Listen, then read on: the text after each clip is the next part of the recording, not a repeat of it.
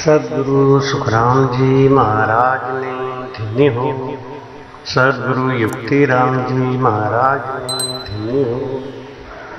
आचार्य श्री हरिनारायण जी महाराज ने धन्य हो। सदगुरु कुशालधर जी महाराज ने धन्य हो। संत ज्ञानेश्वरी भाई जी महाराज ने धन्य हो।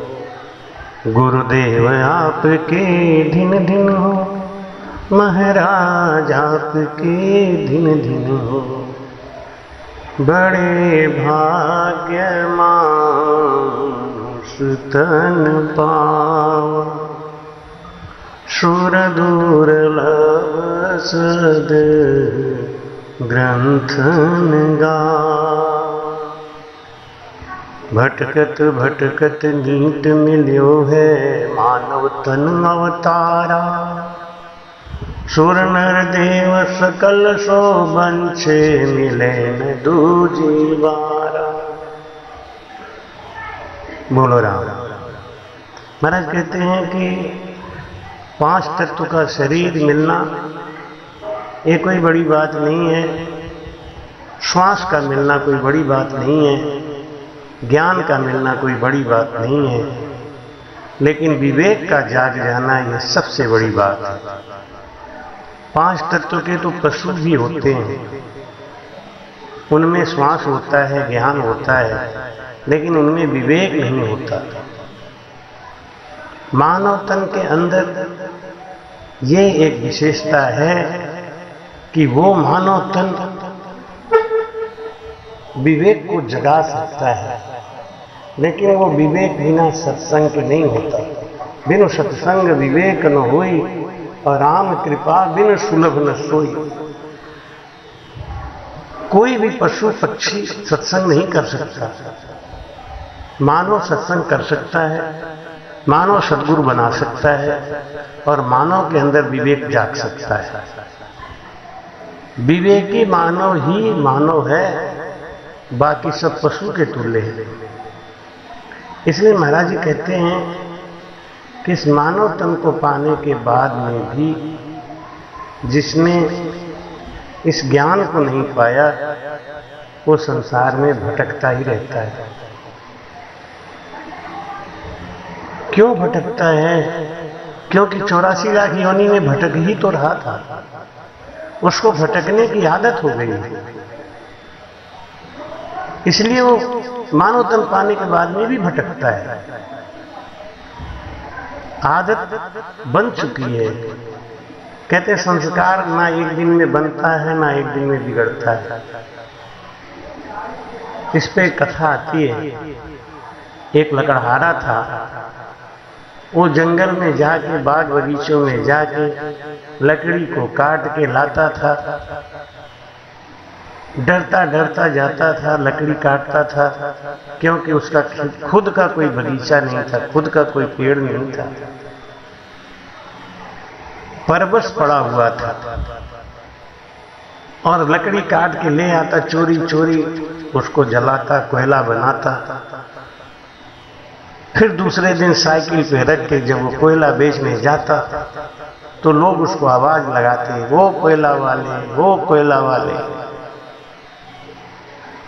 अब वो कोयला बेचता, शाम को जो भी कमाई होती उससे घर का खर्चा चला रहा था।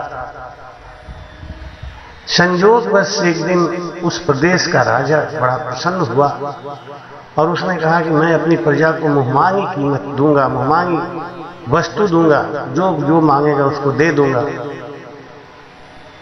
लकड़हारा ने सोचा कि मेरे पास अपना कोई बगीचा नहीं है, मैं महाराज से आज बगीचा मांगूंगा।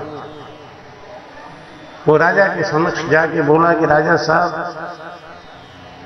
मैं लकड़हारा हूं, मेरे पास अपना खुद का कोई बगीचा नहीं है, आपसे प्रार्थना है मुझे एक बगीचा दे दो, जिसको मैं अपने तरीके से खर्च कर सकूं, अपने तरीके से मैं उसका इस्तेमाल कर सकूं। राजा बड़ा प्रसन्न हुआ और कहा ठीक है, आपके पास ऐसी कला है तो मैं आपको चंदन का बाग दान में दे देता हूं। उस चंदन के बाग में 1,00,000 वृक्ष हैं चंदन के, जिससे आपकी गरीबी दूर हो जाएगी। लकड़हारा बड़ा खुश हुआ उस बगीचे को पाके। 6 महीने के बाद राजा उधर से निकला तो राजा ने देखा कि वो लकड़हारा तो पहले से ज्यादा गरीब दिखाई दे रहा है। राजा ने बुला के पूछा, भाई मैंने तुमको एक चंदन का बगीचा दान में दिया था, उसके बावजूद तुम इतने गरीब क्यों दिखाई देते हो? तुमको चंदन के लकड़ियों का प्रयोग करने नहीं आता क्या? लकड़हारा हंस के बोला, महाराज जब से आपने चंदन का बगीचा दान में दिया है तब से मैं बहुत ही निश्चिंत हूं, खूब ढेर सारा लकड़ियां काटता हूं, खूब ढेर सारा कोयला बनाता हूं और उसको बाजार में बेचता हूं। राजा ने कहा, हरे राम तुम चंदन की लकड़ी को जला के कोयला बना के बेचते हो? लकड़हारा बोला, राजा साहब यही मेरा पेशा है, मैं यही करता आया हूं। राजा ने कहा, तुम लकड़ी क्यों सीधा सीधा क्यों नहीं बेचते हो? लकड़हारा बोला, आप राजा होंगे, राजनीति जानते होंगे, मैं लकड़हारा हूं, मैं लकड़ी का प्रयोग जानता हूं। अरे जब तक लकड़ी को कोयला बना के बेचेंगे नहीं, दुनिया खाली लकड़ी लेके क्या करेगी? आपको नहीं पता, पूरे बाजार में हमारा एक प्रतिष्ठा है, हमारी एक रेपुटेशन है, हमको लोग कोयला वाले के नाम से जानते हैं। राजा ने कहा, अरे भाई तुमने तो बहुत ही इतना कीमती स्तन बेकार कर दिया। हमारे कहते हैं कि तूने हीरा सु जन्म गमायो, भजन बिन बावरे। तूने हीरा सु जन्म गमायो, भजन बिन बावरे। ये संसार हाट बनिया को सौदागर हुआ, ये संसार हाट बनिया को सौदागर हुए आय। चतुर माल चौगुनो कीनो, मूर्ख मूल ठगायो। भजन बिन बावरे। तूने हीरा सो जन्म गवायो, भजन बिन बावरे। ये संसार फूल से मल का, सुगना देख लुभायो। ये संसार फूल से मल का, सुगना देख लुभायो। रामा सुगना देख लुभायो। अरे मारी चोंच निकल गई रोइया, सिर धुन धुन पछतायो।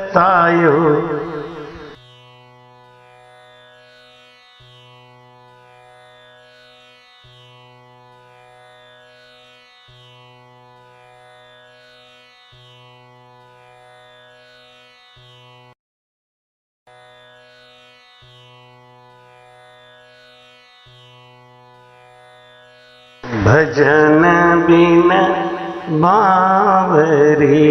तूने हीरा सो जन्म गवायो, भजन बिन बावरे। कबहु न आयो साध संगत में, कबहु न हरि गुण गायो। कबहु न आयो साध संगत में, कबहु न हरि गुण गायो। रामा कबहु न हरि गुण गायो। पच पच मरो बैल की नैया, रात सोयो दिन आयो भजन बिन बावरे तूने हीरा सुजन मगमायो भजन बिन बावरे। ये संसार माया को लोभी मनसा महल बनायो। ये संसार माया को लोभी मनसा महल बनायो। अरे कहत कबीर सुनो भाई साधो हाथ कछु नहीं आयो भजन बिना बावरे तूने हीरा सो जाना मगा मायो भजन बिना बावरे। हमारे अंदर परमात्मा ने जो ये श्वासा दिए ना, ये श्वासों का प्रयोग करना हमको नहीं आता। अगर इन श्वासों का सही प्रयोग करना हम सीख जाएं तो अणगिणती गिनती नहीं राम नाम को जोड़ श्वास श्वास में होत है सुमिरन 70 करोड़। इसी सांस के ऊपर हम राम राम कर सकते हैं 15 बार या 20 बार, और इसी सांस के ऊपर हम 70 करोड़ बार भी नाम ले सकते हैं। उसी एक सांस में अधिक से अधिक 20 बार नाम ले सकते हैं। उसी एक सांस पे हम अधिक से अधिक 70 करोड़ तक नाम ले सकते हैं। अब फैसला हमको करना है कि हम कौन से ज्ञान से राम नाम लें, कौन से ज्ञान से हम राम राम करें। सतगुरु के भेद से जब हम ज्ञान से भजन करते हैं, राम राम करते हैं, तो हम एक श्वास में 70 करोड़ नाम का सुमिरन कर सकते हैं।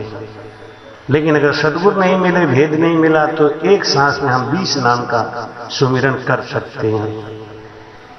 राजा ने कहा, अरे भाई तू सीधा सीधा वो लकड़ी क्यों नहीं बेच देता? लकड़हारे ने कहा, महाराज लकड़ी कौन खरीदेगा और क्यों खरीदेगा?